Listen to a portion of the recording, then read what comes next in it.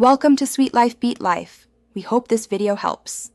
In this video, I will explain how to approach a permanently limited PayPal account.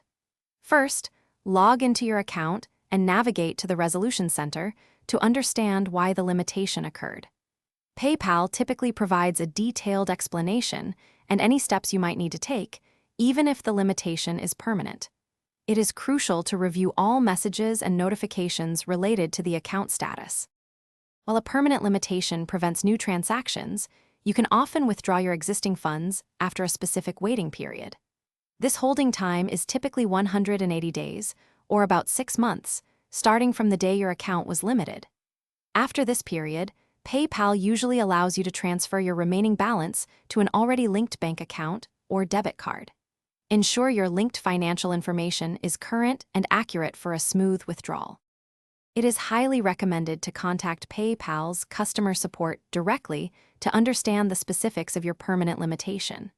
While permanent limitations are often final, speaking with a representative might clarify the exact reasons or provide options for any remaining issues.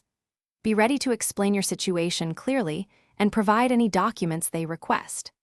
This step ensures you have exhausted all direct communication channels.